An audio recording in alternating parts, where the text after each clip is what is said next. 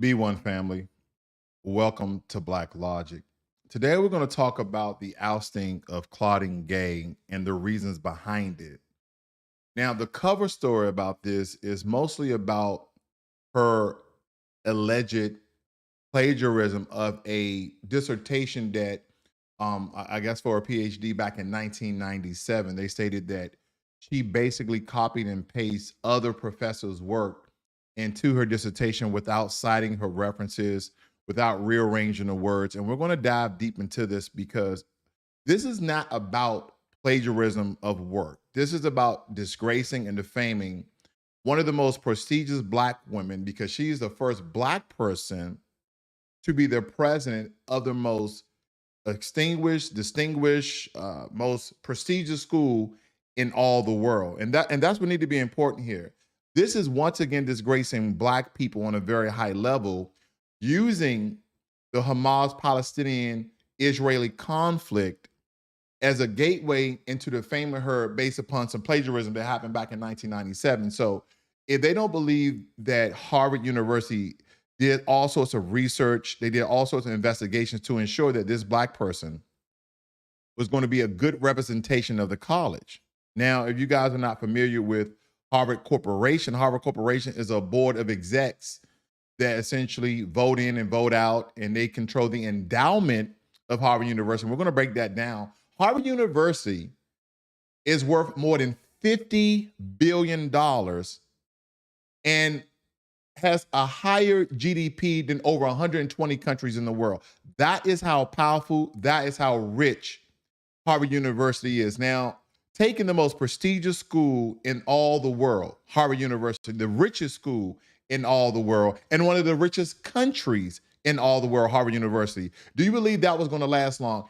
Claudine Gay became president of Harvard University on July 1st of this year.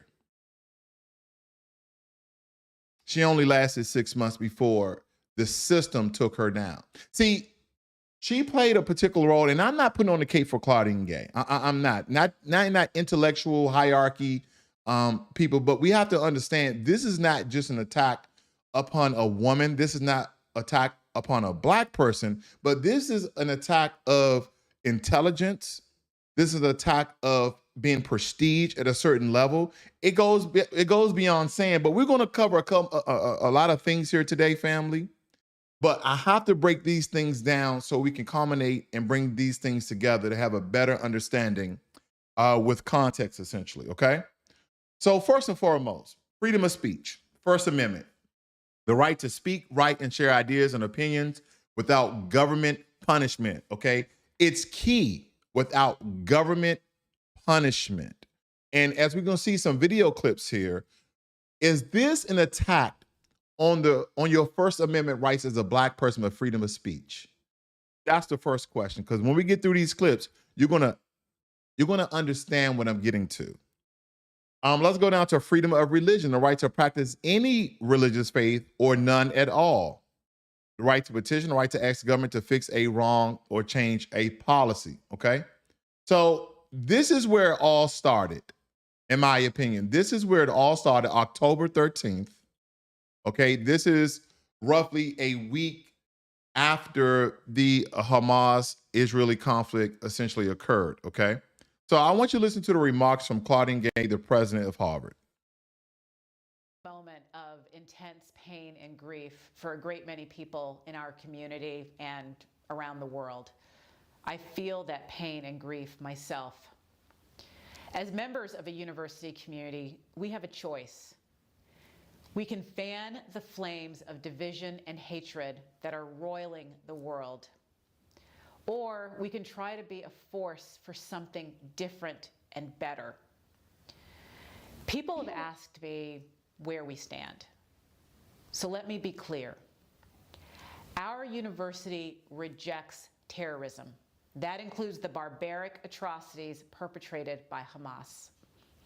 Our university rejects hate of Jews, hate of Muslims, hate of any group of people based on their faith, their national origin, or any aspect of their identity. Our university rejects the harassment or intimidation of individuals based on their beliefs. And our university embraces a commitment to free expression. That commitment extends even to views that many of us find objectionable, even outrageous. We do not punish or sanction people for expressing such views, but that is a far cry for endorsing them. It's in the exercise of our freedom to speak that we reveal our characters, and we reveal the character of our institution. We can issue public pronouncements declaring the rightness of our own points of view and vilify those who disagree, or we can choose to talk and to listen with care and humility, to seek deeper understanding, and to meet one another with compassion. We can inflame an already volatile situation on our campus, or we can focus our attention where it belongs, on the unfolding tragedy thousands of miles away. We can ask ourselves how, as human beings, we can be helpful to people who are desperately trying to protect themselves and their families, people who are fighting to survive. How we go forward as a community is up to each of us. So that is my opinion when it comes to when it all went south for Claudine Gay. With this particular video message, because she stayed very neutral, and at the end, some of the wording, you can tell she was being pro-Palestinian, okay? Trying to hang on to the dears of life, because we understand that over 20,000 Palestinians has been killed. And they're stating out of that 20,000, 7,000 of them were Hamas terrorist fighters. Now, those numbers are projections. Those numbers are not antiquated with any validity or statistics to prove that. But we do know that at least 20,000 Palestinians has been killed by the unguided missiles and droppings of bombs in that Gaza region of Palestine. So this is kind of where it all went south, in my opinion, with Claudine Gay. She should have never made that video message, okay? But I believe that she was propelled by the Harvard Corporation to say something, because there was rising groups on Harvard campuses speaking out against Israel being what they would like to believe anti-Semitic. This I do not know. I'm not familiar with the Harvard campus and some of these so-called meetings they were having that was anti-Semitic and calling for the genocide of Jews. But these are the allegations that were essentially made, okay? Now, over the weekend, one Jewish Democratic congressman joined with Elise Stefanik, the number 3 Republican in the House of Representatives, to demand accountability for anti-Semitism. It goes on and here, says, Moskowitz joined the Stefanik to demand 3 elite universities fire their leaders for failing to protect Jews on campus. Now, this is a fallacy. This is false. This is fraudulent. These statements should have this congresswoman thrown out, because no violence has occurred to Jewish people on the Harvard campus. There's no reports. There are no reports. It's only been people speaking. That goes back to your First Amendment. If there's no direct threat calling for the violence or killing of Jews on Harvard campus, then are you exercising your freedom of speech, or is your freedom of speech being canceled? Is your freedom of speech being demonized? Is your freedom of speech being taken away? Now, the problem with that video with Claudine Gay is, for the most part, she stayed neutral. She should have automatically, if she was going to do this video, come out pro-Israeli, come out pro-Jew. Because if you're not pro-Jew throughout the entire video of this, people are going to label it anti-Semitic. And this is the fall of Claudine Gay, when she made this video message. Now, we're going to get into something else here, because it's very important that you guys understand the context in which this congressional investigation, okay, of Claudine Gay and the steps she did not take to protect Jewish students, okay? And again, from the research that I've done, I haven't seen any violent attacks of Jewish students on the Harvard campus or around the Harvard campus, to say. But again, this, in my opinion, was an attack of a Black intellectual who held the most prestigious position in any college. Again, Harvard University is worth $50 billion. Their amount of money, their endowment, or the amount of money that Harvard University is worth is over 120 countries. That's how powerful, that is how rich Harvard University is. Harvard University is not only the richest university in the world, but it's also the most powerful. And that is where we're getting this wrong at. We're looking at plagiarism. This has nothing to do with plagiarism. Dr. Claudine Gay was on trial for her job, for the steps she may have not have taken, but of course the words that she spoke that stayed neutral, in my opinion, but she should have stayed pro-Israeli or just said nothing at all. And that's where we're getting this wrong at. So picture this. Harvard, one of the most prestigious institutions globally, known for its academic excellence and of course its fair share of controversy. President Claudine Gay, or ex-President Claudine Gay as of yesterday, breaking barriers, assumed the role of president in July 1st of this year. Fast forward to 2024, January 2nd, where she stepped down. See, the elephant in the room, what they're trying to put on the forefront to fool the American people, that this is about a scholar holding the most prestigious position, plagiarizing her work that was dated back in 1997. And we're going to debunk all the lies. This is once again to disgrace Black people through one singular figure and one singular entity, and the name is Dr. Claudine Gay. Allegations of anti-Semitism on campus. Some voices have accused Harvard under Gay's leadership of turning a blind eye to instances of anti-Semitic behavior. Show me the reports, show me the crimes. Testimonies and statements flooded Congress, claiming that the university failed to address incidents adequately, knowing whether this is a case of systematic negligence or simply a challenging environment to manage opinions are divided. Now, I want you guys to look at this investigation. I want you to hear what Dr. Claudine Gay is saying, because it's very important for you to hear this. And I really want you to analyze her words, right? Because these intellectuals, when they get on these platforms, they try to stay as neutral as possible, and always regarding and always referring back to their college policies and rules and regulations. Based upon your testimony, you understand that this call for intifada is to commit genocide against the Jewish people in Israel and globally, correct? Okay, very, very quickly. Let me break down, give you the quick definition of intifada. And now, intifada is an Arabic word that translates to shaking off or uprising. It is a key concept in contemporary Arabic usage, referring to an uprising against oppression. Intifada is not basically a bunch of terrorists saying, you infidels, we're going to kill you infidels. No. It has nothing to do with that. It's about a word to describe a people rising up against oppression, okay? It says in the Palestinian context, it is understood to mean a civil uprising.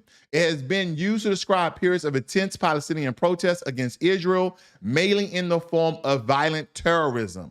Now, I want you to focus on the origin of the word, that it means a civil uprising, meaning people going out to protest, meaning people calling out oppression in the occupation of Palestine by the way of Israel. But of course, the way they worded it here is that it's a form of violent terrorism. Okay, so that is the definition of intifada. I will say again, that type of hateful speech is personally abhorrent to me. Do you believe that type of hateful speech is contrary to Harvard's code of conduct, or is it allowed at Harvard? It is at odds with the values of Harvard. Can you But not our say here that it is values against the also- code of conduct at Harvard? We embrace a commitment to free expression, even of views that are objectionable, offensive, hateful. It's when that speech crosses into conduct that violates our... What is Dr. Claudine stating here? She's basically stating at Harvard University, you have the freedom of speech that's given you the right by the way of our Constitution. That's all she's saying. Now, let me just back it up a little bit. She's stating that you have the freedom of speech on Harvard campus. Speech crosses into conduct that violates our policies against bullying, harassment, Does that speech and not intimidation. cross that barrier? Does that speech not call for the genocide of Jews and the elimination of Israel? When that You speech- testify that you understand that is the definition of intifada. Is that speech according to the code of conduct or not? We embrace a commitment to free expression and give a wide berth to free expression, even of views that are objectionable. You and I outrageous, both know and that's not the offensive. case. You are aware that Harvard Now, ranked now dead I'm last trying to when it figure came- out. This is a congresswoman who I don't know what this is. This is a hanging of the court. They cancel our sister Claudine Gay because she stayed neutral and she stayed intellectual on her responses. Which here's my thing: if she wanted to keep her position, she should have just condemned Hamas. She should have condemned terrorist acts against Jews. She should have just been pro-Israel, pro-Jewish, but she wasn't. She was being an intellectual. She was stating upon the regulations and rules of Harvard and how they accept freedom of speech, freedom of expression, as long as no one is directly threatening anyone. If people want to speak pro-Hamas, so be it. If they want to speak about pro-Palestinians not getting killed by bombs being dropped on innocent people and children, then so be it. See, that is where we're going wrong at here, family. This is a hanging of the high court. This is a black woman that's representing black people and pushing the narrative that black people are pro-Hamas, that black people are inherently, remember that news story, that black people are inherently anti-Semitic, which is wrong. As I told you before, and this is not the stupidity of black folk, but most black people, I would like to believe, don't even know what anti-Semitic means. I mean, especially from, 2023. Ask a black person what anti-Semitic mean back in 2022. Ask a black person in your local neighborhood, what does anti-Semitic mean back in 2022? And they will probably say, man, I have no idea what that means. I have no idea what that means. But this is Dr. Claudine Gay on trial as a black person. Again, pushing the racist narrative that black people are anti-Semitic. As this intellectual, beautiful, black, prestigious woman in her position, doing her job, trying to be as neutral as possible, which was the wrong course of action, in my opinion, because anytime you start speaking about Hamas, Palestine, and Israel, if you're not going to be pro-Israel, just know that you're going to get canceled. Just know that you're going to get fired. Just know you're going to be part of the hanging of the high court, because that is what this is. Why is she so upset? Why is she so upset? Now, all these other presidents that she called the firing of, they stepped down. And we knew Dr. Claudine Gay was going to step down as well, even though Dr. Claudine Gay had the backing of the Harvard Corporation. Even though, and we're going to get into the plagiarism because they're like, well, this wasn't about her remarks or the lack of her remarks on anti-Semitism on the Harvard campus, but it also had to do with her plagiarism that occurred back in 1997. You don't think they double and triple and quadruple her work of her dissertation that was then published in a public manner?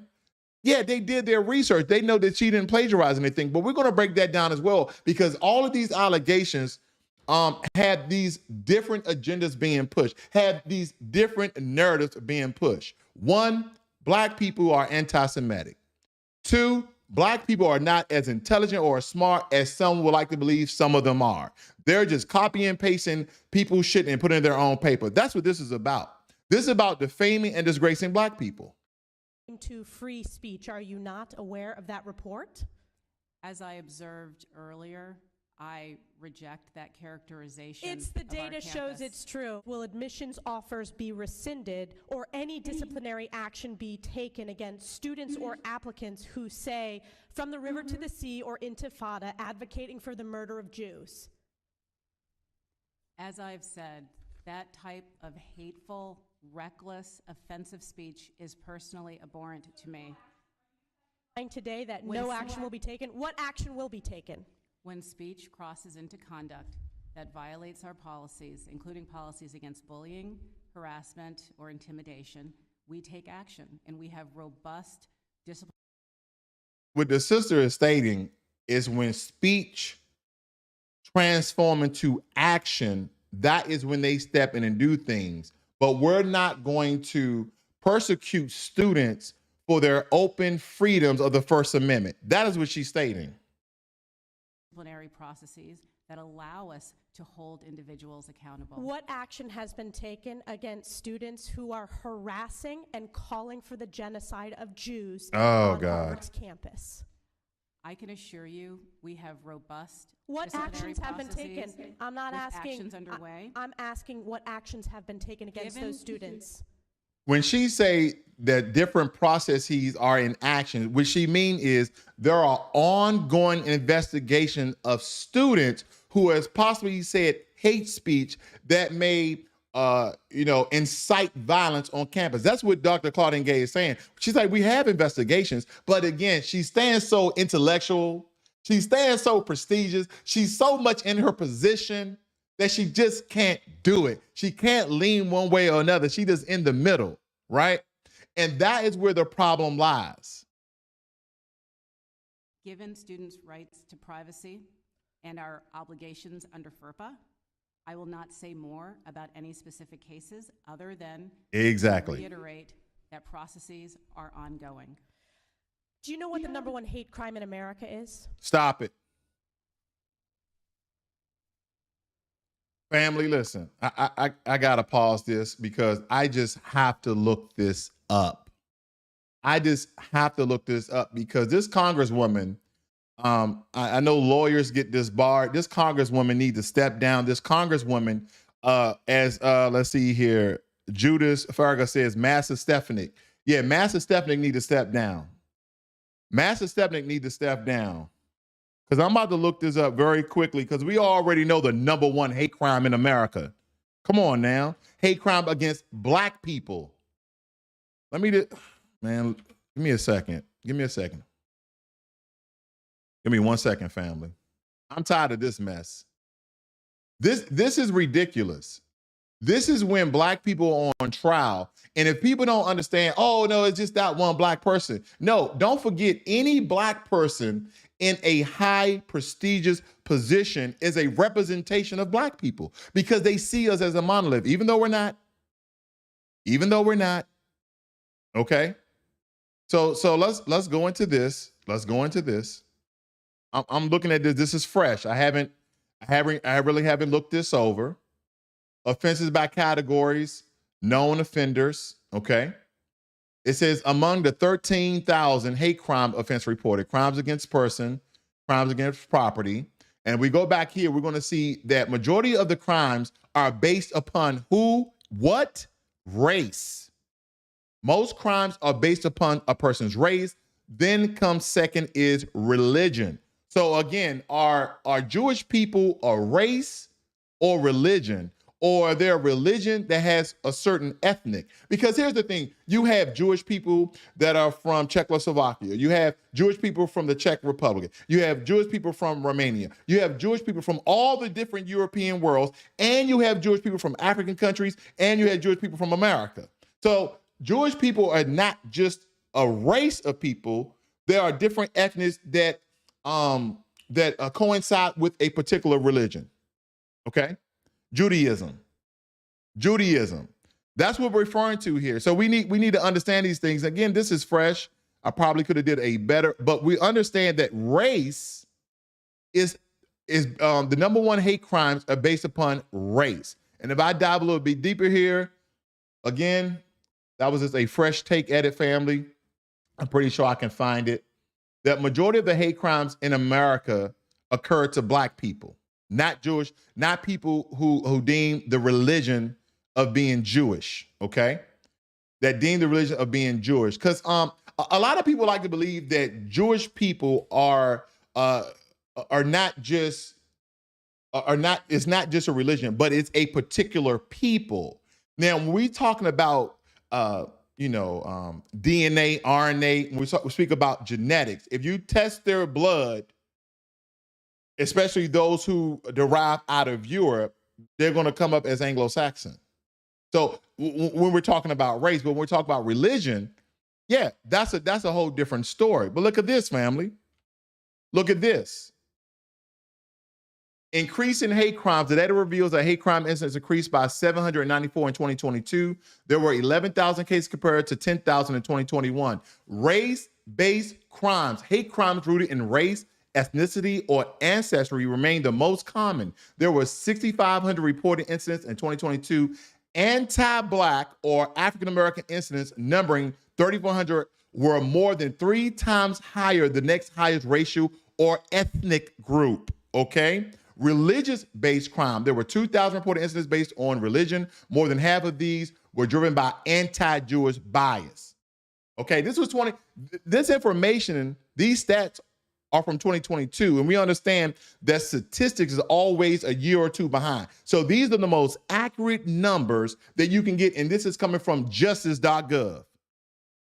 So now we're gonna go back to this Congresswoman and really see what the hell she's about to say, because I just know she's not gonna say the #1 hate crime in America is anti-Semitism. I know she's not gonna say that. I know she's not gonna say that because I looked at this video and I don't recall her saying that. Let's check it out. I know that over the last couple of months, there has been an alarming rise of anti-Semitism, which I understand is the critical topic that we are here to discuss. That's correct. It is anti-Jewish hate crimes. And Harvard ranks Let's back up. Anti-Jewish hate crimes. And hold I on. know that over the last couple Let me of back months, up. Let me back up. crime in America is. Let me back up. That processes are ongoing. Here we go. Do you know what the #1 hate crime in America is?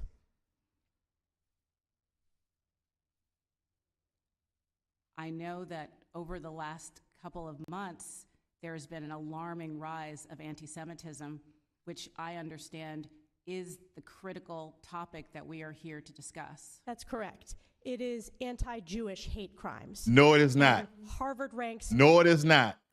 Lies of the suspected white supremacists that have positions of power in our government, spewing lies and hanging this Black woman in high court and making these alleged allegations that contradicts the very government that she's serving, and stating that the #1 hate crime is anti-Semitism, is anti-Jewish bias right here.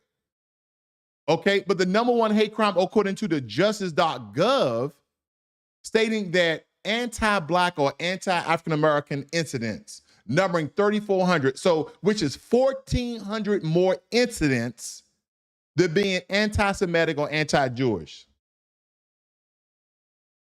That's where we are, family. That's where we are. 5 o'clock, Harvard University President Claudine Gay has resigned after intense backlash from her testimony on Capitol Hill about anti-Semitism on campus and plagiarism accusations as well. Gay has faced a lot of scrutiny in the short 6 months that she was leading the school. Thank you for joining us. I'm David Wade. And I'm Lisa Hughes. In her resignation letter, Dr. Gay called this decision difficult but necessary. WBZ's Mike Sullivan is live in Cambridge. Mike, I know you've been talking with students and faculty about this change. A lot of mixed reaction there. I think polarizing is probably the best word to use, and that news hit those students and faculty this afternoon. One student we spoke with said he believes that this resignation was inevitable. Another student was speechless. Oh yeah, it was inevitable. Even after we told her she didn't believe it until she opened up an email and saw it herself. The shortest tenure of a Harvard professor is over. Claudine Gay is stepping down after December filled with scrutiny and allegations of plagiarism. The news striking students this afternoon. She said in her statement that she thought it was ultimately the right thing for the university to move forward, and I think that's probably right. Gay took the reins more than 6 months ago, becoming the first Black president in school history. It was good to have someone of a similar That look like sort of you. represent. She came under fire in early December for her handling of anti-Semitism on campus. The backlash stemming from the Israel and Hamas war. In particular, a congressional meeting where she was asked about how she thought the school responded. She's someone who, under oath 17 times, refused to call out the extermination of the Jewish people. Wow. Now, family, a lot of times when people have these conversations, we're not fact checking the truth. The incidents that occurred on that day were chaotic.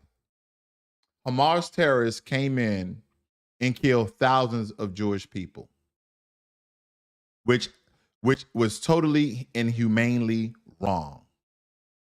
But now that this conflict has been going on for so long, statistics have shown that majority of the Palestinians that are getting killed are not part of Hamas. That they're basically Palestinian citizens. And we understand that majority of citizens in Israel are Jewish and majority of the citizens in Palestine are Muslim. So is this an ethnic thing or ethnic cleansing or ethnocide? Is this a race-based thing? Because a majority of the Jews that they show on TV are really white, pale, very white in hue and color. And where Palestinians are more of an olive, maybe light brown and tan in color. Could it be a colorism thing? There's so many things at play here, family. And a lot of times when we do these very volatile, very complex topics, we even have to be careful because YouTube put a strike on your channel because you were being pro whatever. Because you understand, you live in a Christian country. America was built on Christian values. So when you have a lot of Black people supposedly going back to their roots of being part of the Nation of Islam or becoming Islamic or choosing the Muslim faith, that go against the very ground that America was built on, which is Christianity by the way of slavery and inducing indoctrination of Black people for the past 100 so years or so.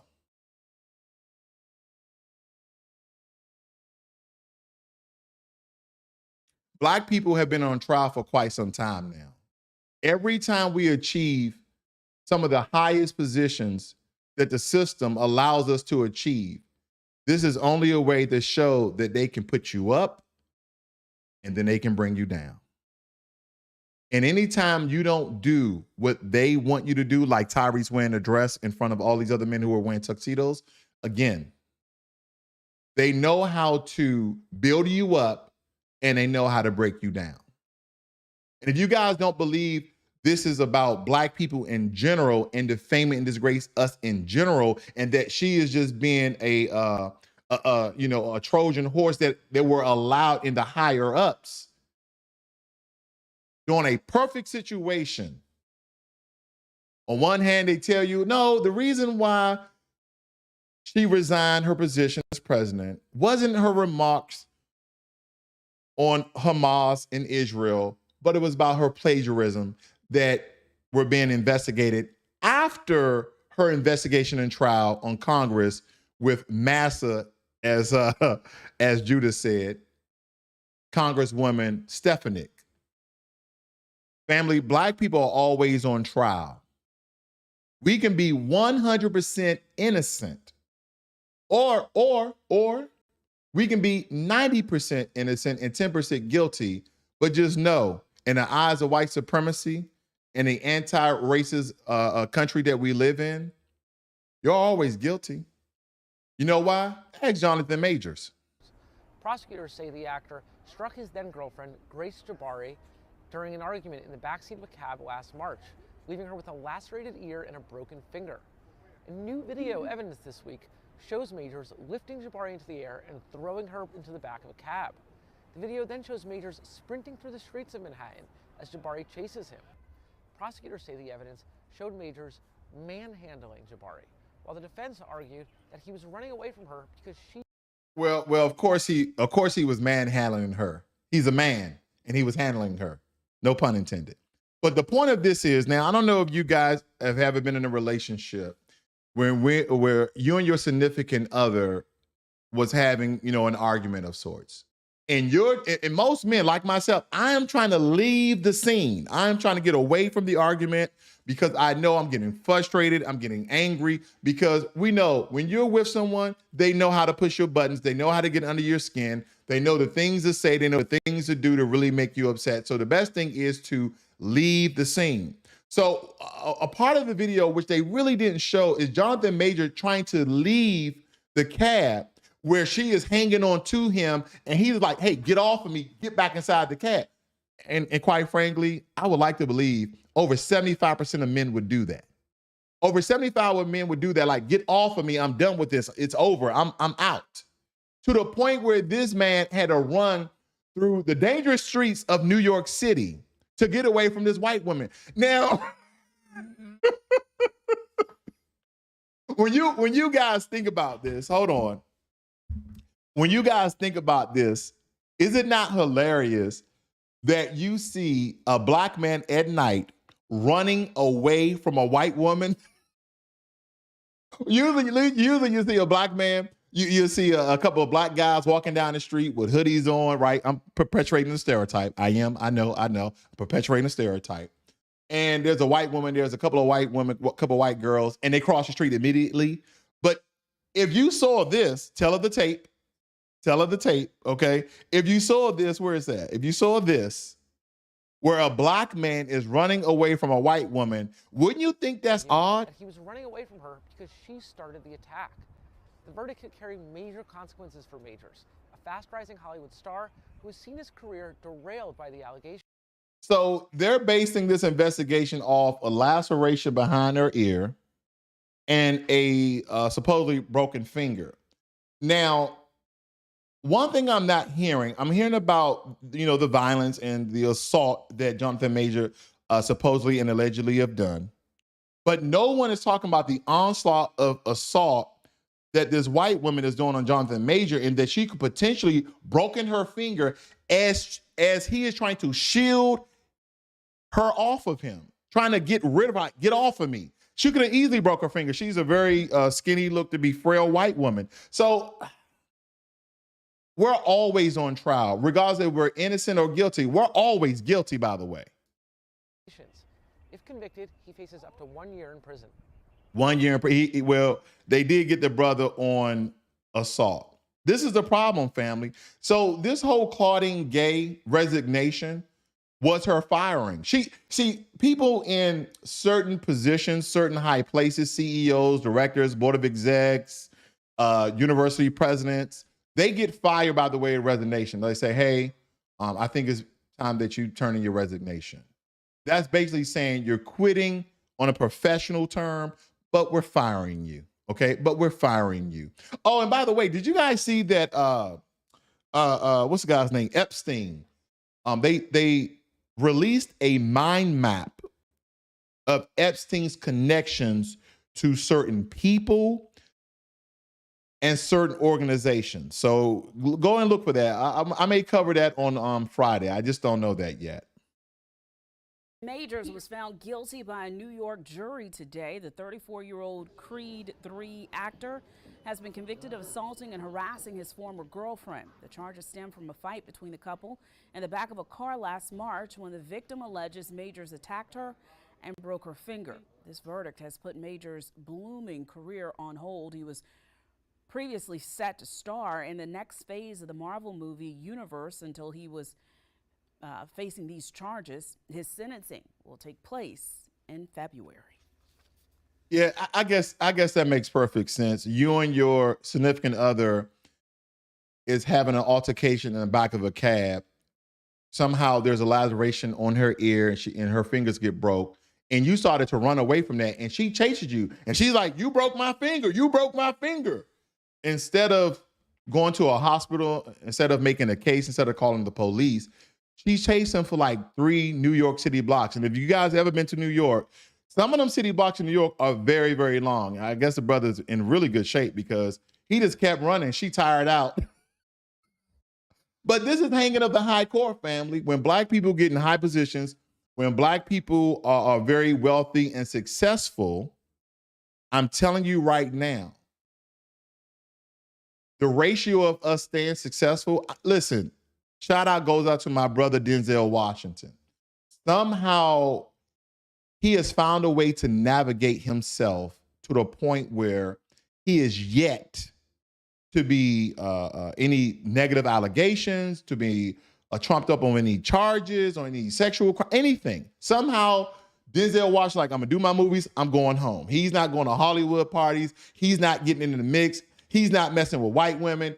And again, your preference of who you date is on you. But again, there's certain people that I look to who has been in Hollywood for decades, and there's nothing negative that came out about them. But this Claudine Gay, let's break this down, family. Let's break it down. So Harvard President Claudine Gay plagued by plagiarism allegation in the tumultuous final weeks of tenure.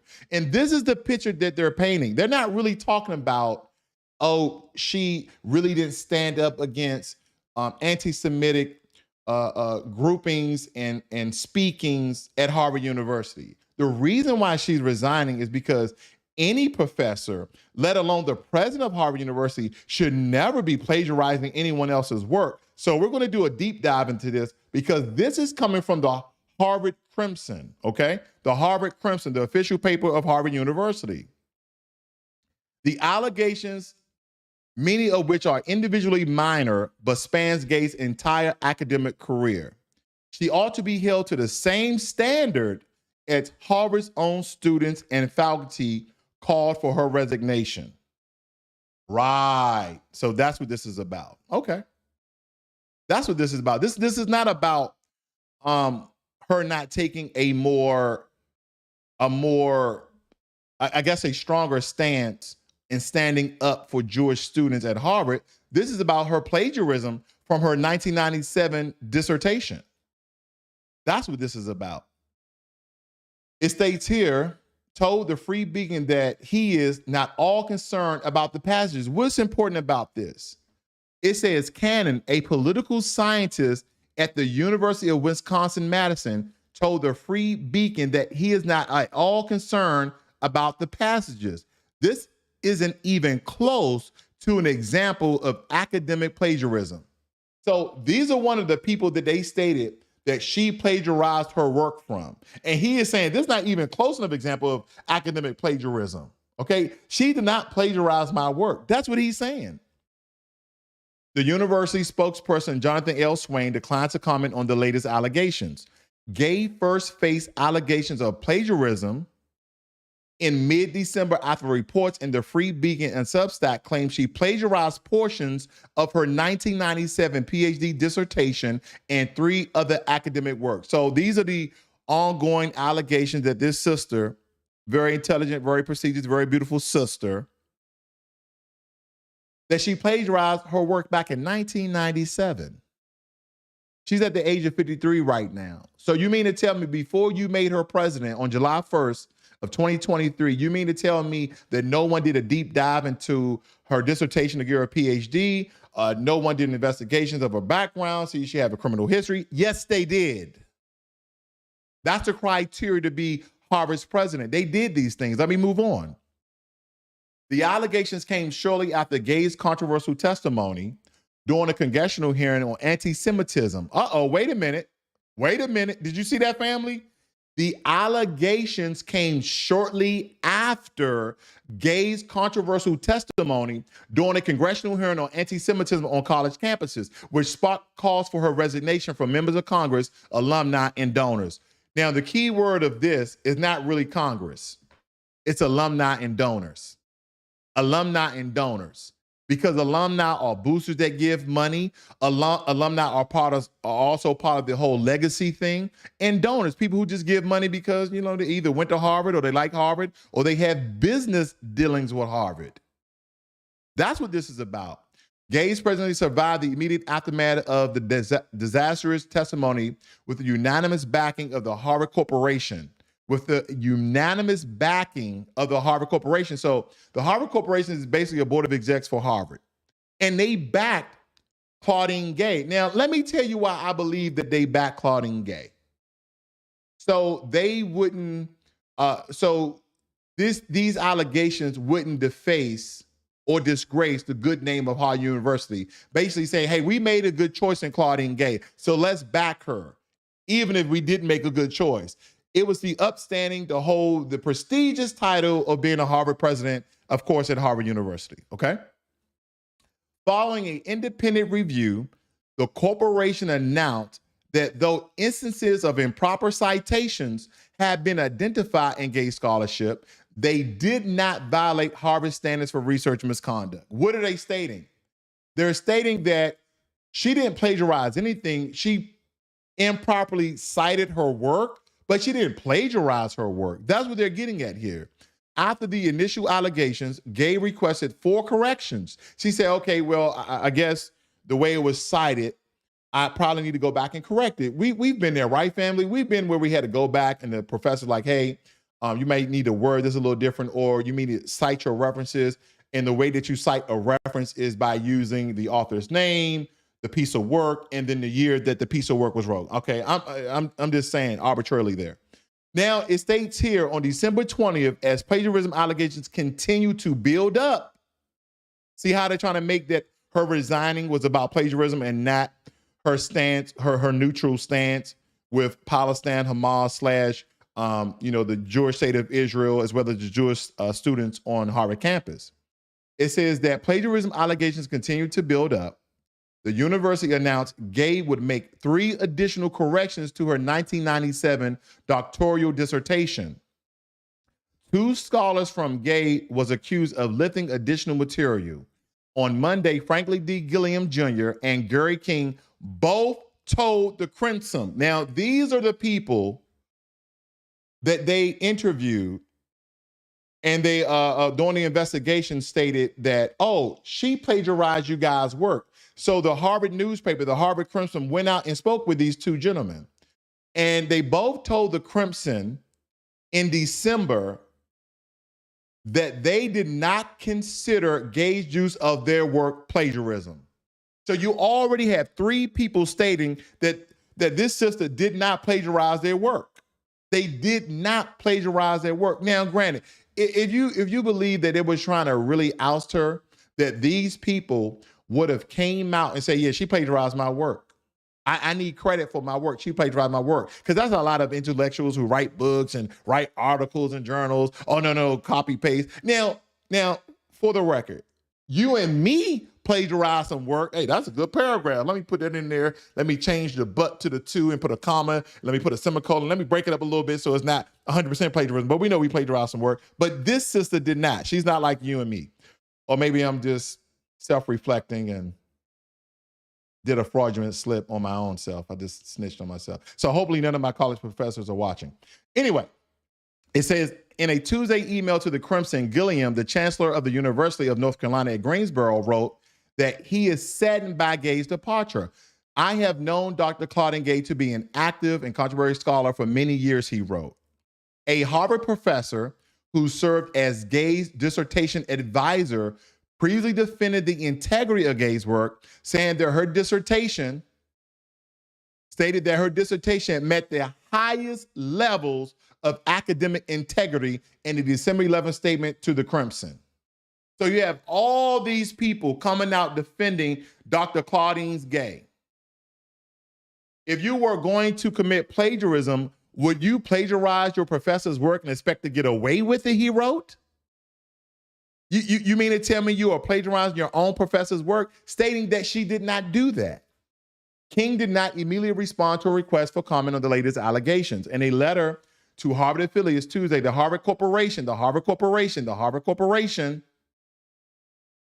briefly acknowledged accusation against Gay, highlighting the extraordinary contribution she has made as a scholar.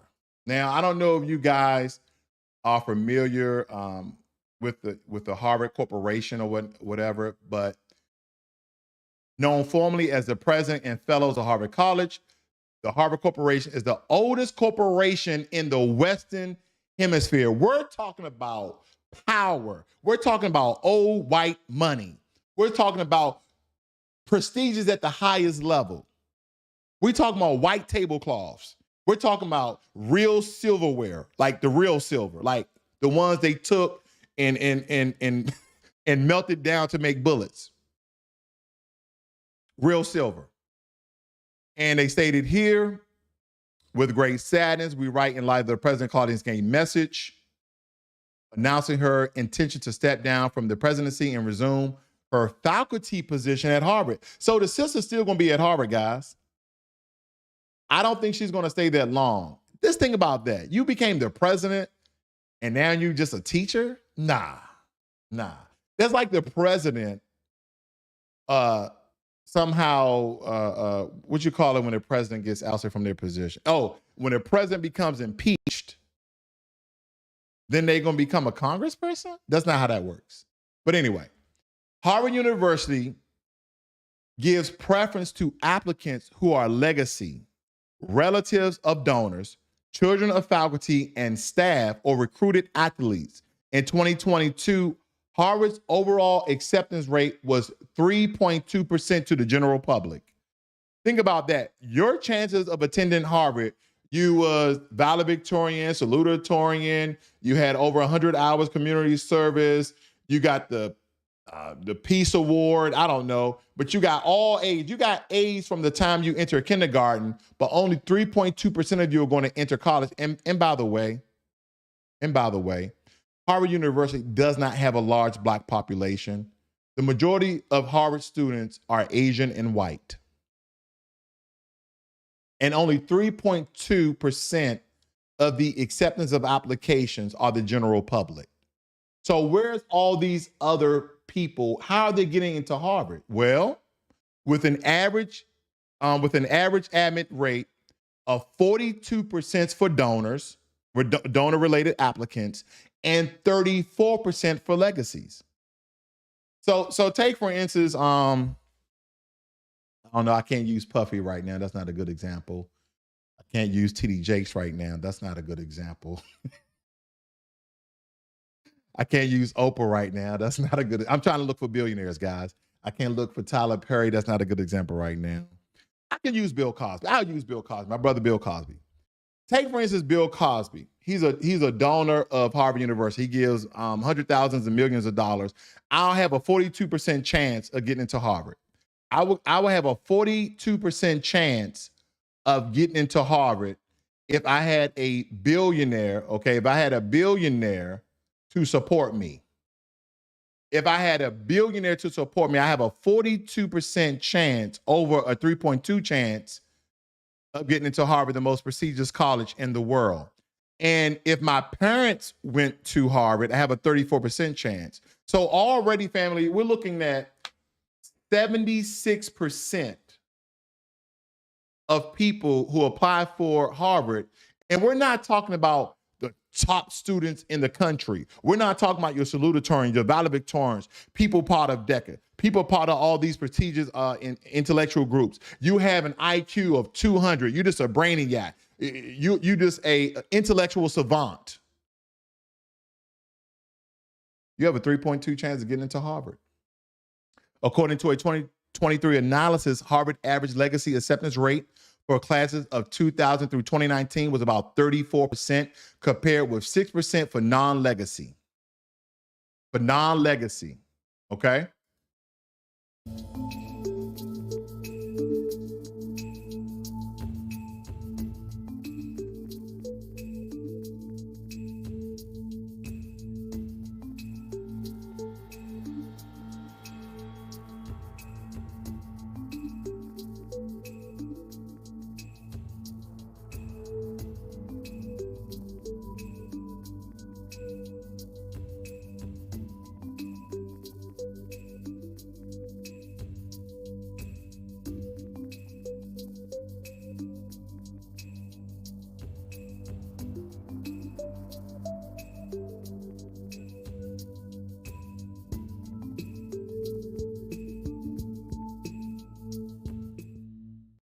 So here's my agenda for this year.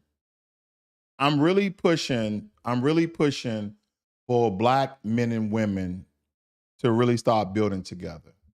In the year of 2023, I think that was the most divisive and the most negative year that I've witnessed on this earth when it comes to Black women and Black men. There was all sorts of conversations, and this is the reason why we need to be with each other. This is why we need to build one another up, because at any time your position at your corporation can be snatched from you of false allegations. False allegations of plagiarism, false allegation of allowing anti-Semitic violence and behavior on the Harvard campus, which isn't true. They had rallies, they had protests, and she basically stated that they have a First Amendment right to say these things on campus. Let me guys point you to this. Let me guys point you to this very, very quickly. At the end of the fiscal year of 2022, Harvard University endowment was $51 billion, making it the wealthiest university in the world.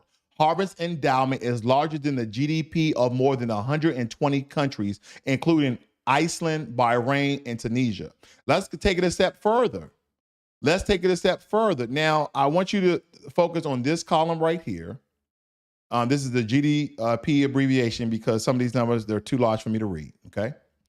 984 million. Okay, some of these countries you're not going to know, some of these countries you are going to know. St. Kitts and Nevis. Harvard's GDP, as I call it, because it's a small little country, is 51 billion. Theirs is only 962 million. Okay, they almost have half the GDP of Guatemala, more than St. Vincent and Grenada. What else we have here? More than Samoa of 832 million. Again, Harvard is worth $51 billion. They're close to Luxembourg, okay?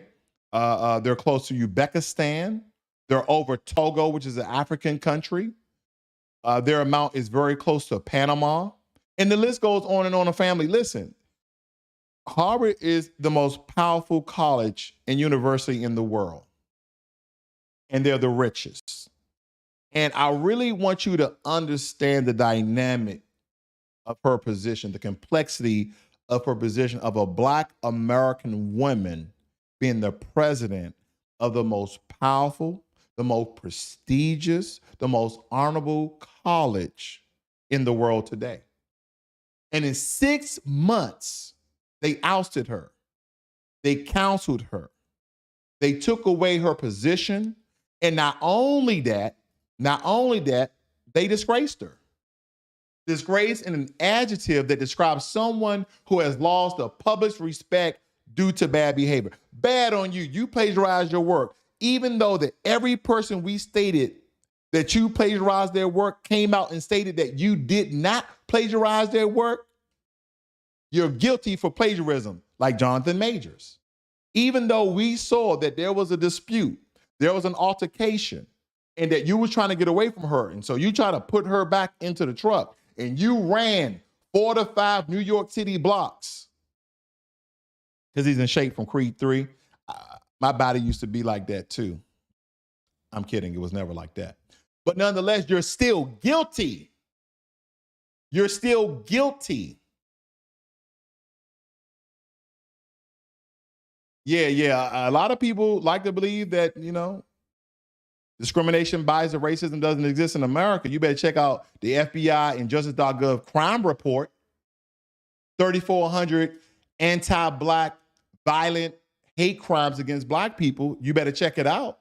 You better stop having these Thomas Sowell, Larry Elders, Candace Owens tell you otherwise. Yeah. I'm not telling Black people, because of oppression and suppression of the white supremacist country that we live in, that you can't be prosperous, that you can't be rich. You can be rich all you want. You still Black. You can be rich all you want. And at any given moment, see, Jonathan Majors, multi-millionaire. He may be going to jail for a year. Sean Puffy Combs' daddy, whatever you want to call him. Allegations. If someone comes out and stated that I think allegations did come out. He had to pay some woman, $100 million? You see what I'm saying? At any moment you think that you're the highest of the heights, they can strip it all down from you. They can strip it all away from you. That's why, you know, some people don't like when black people don't speak on a job. We like, no, this is best I don't say anything. I can tell you I have my box under my table. What do you mean you have your box under your table? If I say anything, I'm getting fired. Then when you don't say anything, Jerome doesn't like us. He just says good morning, goes to his cubicle and does his work and turns it in on time. He meets all of his milestones and completes his projects before time. He doesn't like us because he doesn't hang out with us at the bar and speak about political and religious topics. Huh? Defame, damage the good reputation of someone, slander. Now, as we stated before, when we're looking at the video clip of the Congresswoman stating that the #1 hate crime in America is anti-Jew, is anti-Semitic, she lied. She lied. Should she step down? Should she resign? I mean, I'm asking. Because it's amazing how people in politics can lie and put black people up on allegations and investigate them and not be persecuted themselves. That's the problem that I have. Again, I really want to point this out to you, family. This is from justice.gov. They're stating here, hate crimes are based upon race. The majority of hate crimes are based upon race, and race-based crimes in 2022, the latest statistics that come out from the federal government, is anti-black, numbering 3,400. That's 3 times higher, that's next highest racial or ethnic category. Let me highlight these for you, family. Let me highlight this so people can understand. So when a congresswoman gets up on the stand and states that, oh, anti-Semitic hate crimes is the #1 hate crimes in America, she lied and she got away with it. And no one's going to call her up on charges. And no one's going to call her up on charges.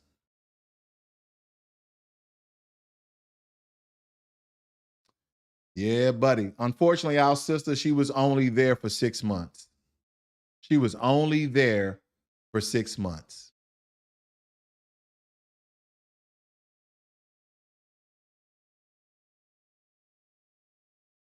Family, there's a lot to cover here. I only touched the surface when it comes to topics like this. I see my brother Ricky Mann in the room, my great Ma Jermaine Anderson, Judas Farah, Leonard D. Yuta. Listen, guys, I don't know how to pronounce all these damn names, okay? Hunter Green, okay, that's the easier one. I'm not good at reading sometimes. Hunter Green said, what's up, Logic? Both of her parents are Haitian immigrants. See, black men and black women coming together. Her husband is a white man. Of course, her. Okay. Before I get out of here, can I just say this? Have you noticed that all of the black women who are in these very prestigious, like the press secretary, like Claudine Gay, what's the black lady who became the Supreme Court justice? I forgot her name, but you guys know who I'm talking about. All of the Kamala Harris, when she wants to claim black, right, or Asian, doesn't matter. All of them are married to white men. Or they're married to white men, or they're part of the LGBTQ community.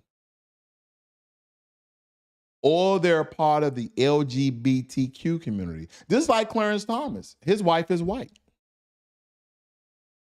So I guess to get anywhere in America, you know, these very executive level positions, whether it be in government or the private sector or the educational institutions, you have to marry someone white. So maybe that's a good way. Go ahead and get you a degree, okay? Sell out your race. Stop hanging out with black folk, okay? Hang with the higher elites. Get you a white woman or a white man, and, you know, they'll put you in position. But it comes at a cost. Because now Clarence Thomas Clarence Thomas being scrutinized. Yeah, That's what Cooning get you for so long. That's what Cooning get you for so long. So family, when you guys are looking at this situation right here, what I want you guys to understand is that this is not about plagiarism. This is not about her plagiarizing her dissertation back in 1997. What this is about are ongoing. Do you know what the #1 hate crime in America is?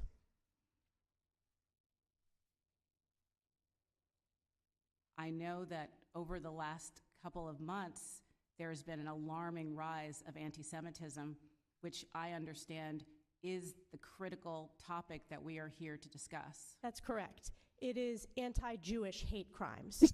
And Harvard ranks the lies that this woman is spewing right now, family.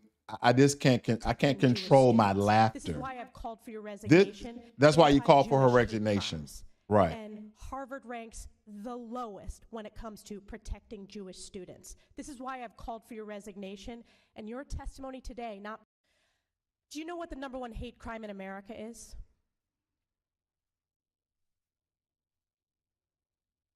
I know that over the last couple of months, there has been an alarming rise of anti-Semitism, which hold it right there, sis.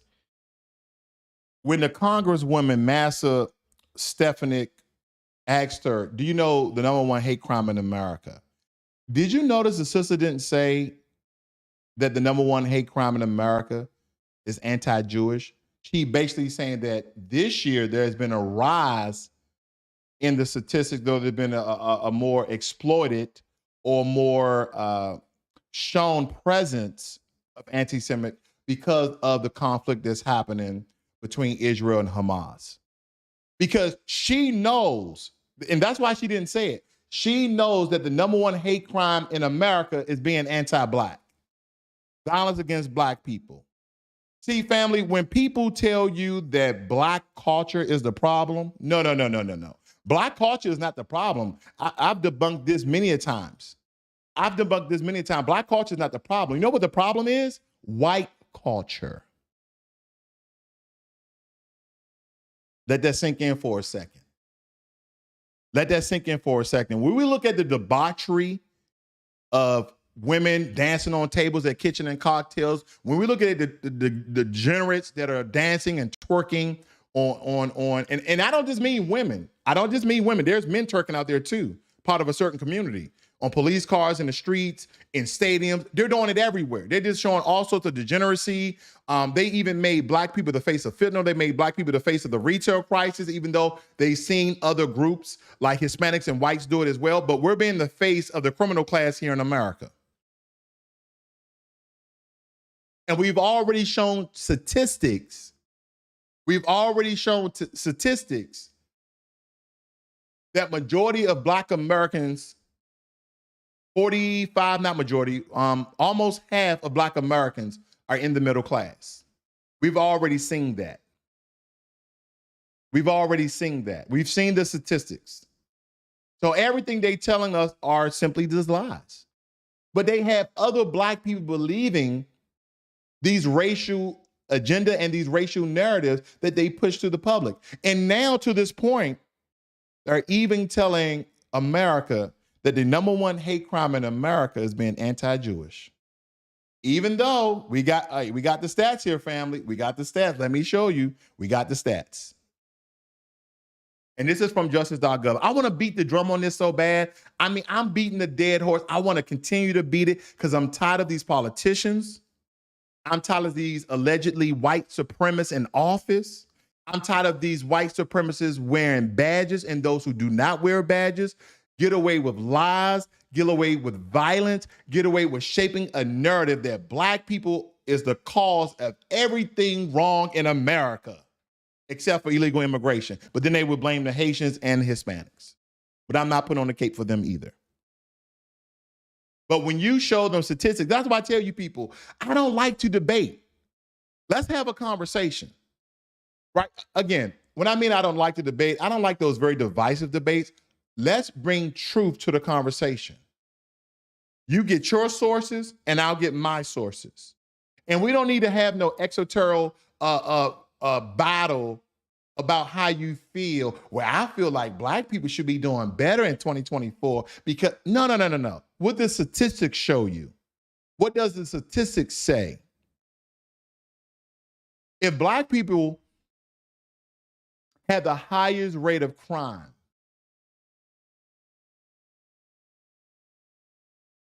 and also the most hated people, and has the highest rate of unemployment, and has the highest rate of birth deaths. Hopefully this is painting a picture where you guys can essentially understand. We have to debunk, we have to counter, and we have to call out everything that they're stating that black people are and when black people are not. Back in the 50s and 60s and 70s, they said, well, black people are just not that intelligent. Why aren't black people that intelligent? Well, black people's heads are really small, so their brains are not that big. They're almost ape-like. But see, look at white people's head. Look at Asian people's head. They have bigger heads, so they have bigger brains, thus they're being smarter. Did you guys know that existed? And again, there were other scientists, there were other intellectuals that debunked that narrative that your intelligence, how smart you are, your critical thinking skills has nothing to do with the size of your head or brain.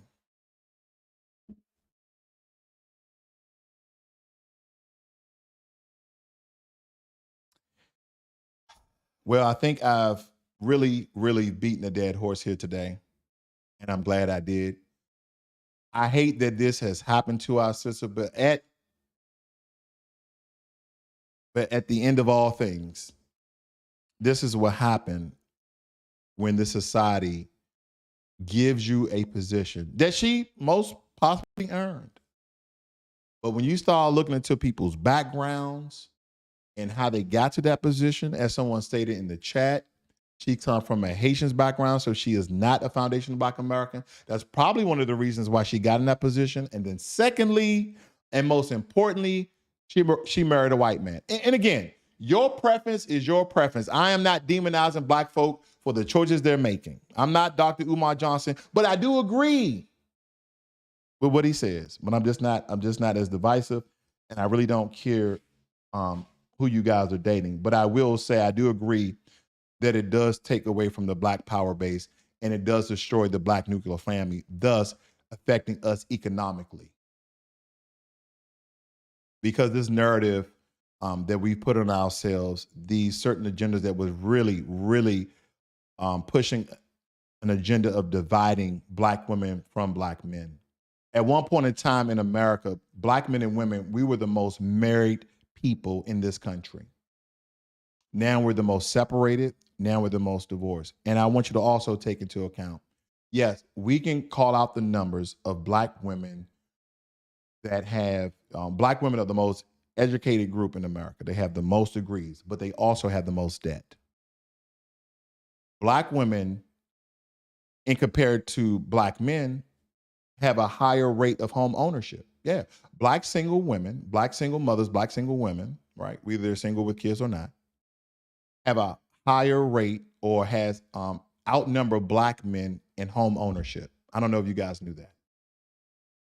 But also, black women, unfortunately, are the most in debt.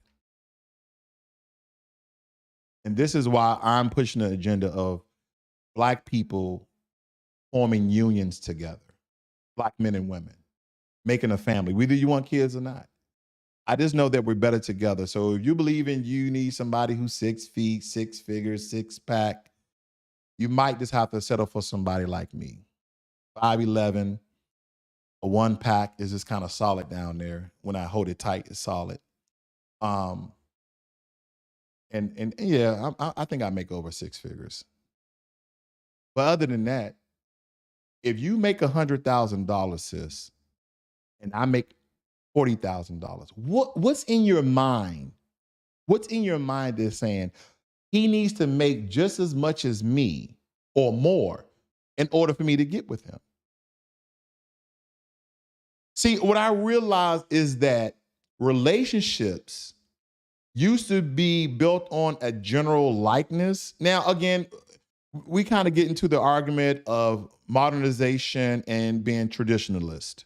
We get into that argument all the time. Women are stating that I want a traditional male where I can stay home and take care of the kids. My question is this. A lot of women of today, they want professions. A lot of them want jobs. Now, for those who don't want jobs, they don't want to work. Oh, I think I should stay at home. We get a nanny, we get a maid. Why do I need you? These are the questions, family. And see, my wife, she's a professional. She wants to work. Oh, no, baby, you stay at home. You stay at home where she works from home. Where you don't get on your computer. You don't bring in that extra money you bringing in. How the hell you think I can afford all these damn vacations? Me and my wife, we share the toll of the bill. And we're happily married. Anyone who have ever met us know we're happily married. And I'll be with older guys all the time. I'm always with older guys. I like to soak up their wisdom and some of their dad jokes, of course. And they say, well, you know, man, I pay all the bills in my house. Good job. And I'm not against that. But see, we keep pushing these social norms on Black people. But when I look at my neighborhood, guess who I see going to work? White women and white men, Asian women and Asian men. Everybody's going to work, but we're still trying to be the traditionalists. Inflation is at an all-time high. Food is up. Utility bills are up, but we're saying, you know what? You should get you a man who's making six figures so you can stay at home and do nothing. Let me tell you something. Family. If she makes $100,000 and you make $40,000, you're still striving to do better and make better or whatever. You're just doing better. You're just trying to do better. You guys make $140,000 together. You guys make $140,000 together. And that's is the problem that we're running in as Black women and Black men, that we are adhering to social norms or social rhetoric or a social divide or a social agenda, whatever label you want to put to it. If this man didn't have the opportunity and or cash to pick up a trade, pick up a license, go to school, get a degree to have a high-paying job, but he's out there busting his ass, he's a hardworking man, he's a good man, and you're basing his character off of his money amount. Majority of Black people make anywhere from $42,000 to $55,000 a year. And let me tell you something, you guys can easily be six-figure earners if you just join together. No more Dusty Doos, no more Pookies and Ray Rays. I'm asking all the Pookies and Ray Rays and Jerome's in the house to stay with the woman you got impregnated. And let's stop putting the blame on men. Let's stop putting the blame on me. These men are only 20% of the men having 80% of the babies. And they doing these women wrong. Family, it's both of our issue. It's both of our fault. It's called being pro-responsible. Let's talk about responsibility. See, when we're looking at the Pookies and Ray Rays having all of these babies that they can't take care of, are we ever just, and again, I'm not getting on our sisters, this is not to be divisive. I'm just trying to incite a commentary here in context. Did we ever look at the nature of the woman? Are we thinking about that? Let's also look at her character. Why is she laying down with Pookie and Ray Ray? Why is she laying down with Jerome in the house? Why is she laying down with bruh man from the 5th floor? Why is she doing that? Why is she doing that? You can't see this guy on the street every day. He's walking up and down the block. He may be selling a little something. He may got some t-shirts popping off. He ain't doing nothing really with his life, but girl, he handsome. He got that swag. Then you have unprotected sex with him and get pregnant. And you think he has the means to take care of that child?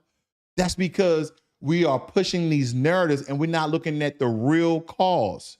It's called being responsible. She needs to be responsible who she sleeps with, and he needs to be responsible on who he sleeps with. So if they're both sleeping with each other, none of them are responsible. None of them are responsible. You get what I'm getting at? So when we look at this, family, can we do better together? Can we make a violent effort? Here's the thing.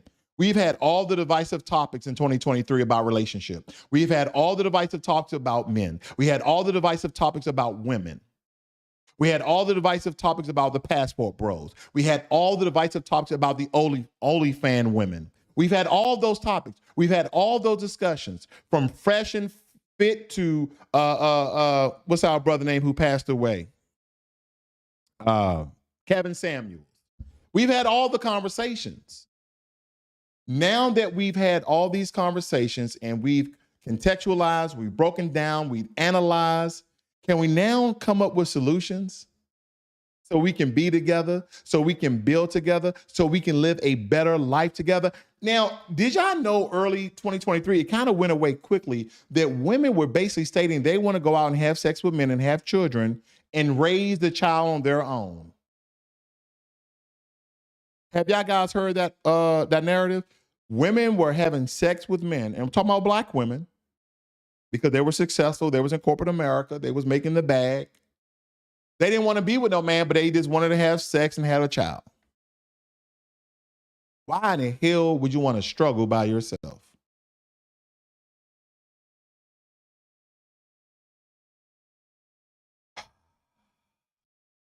What?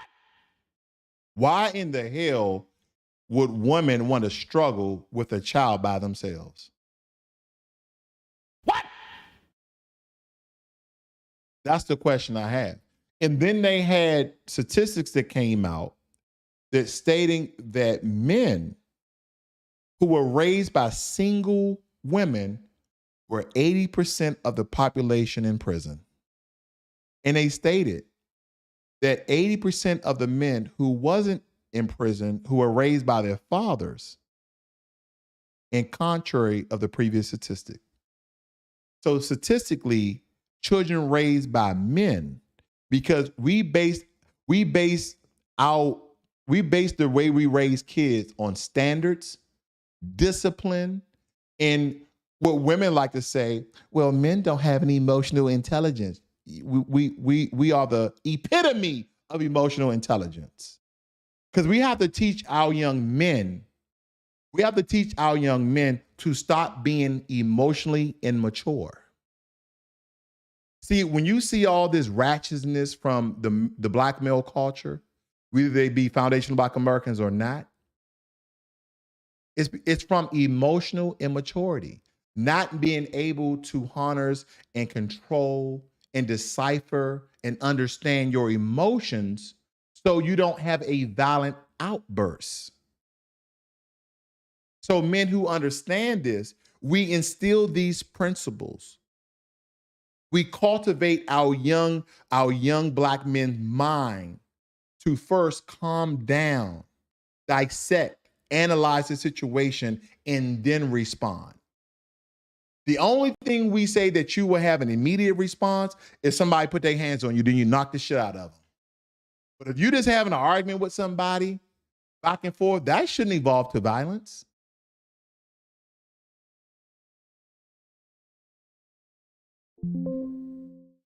Or should it?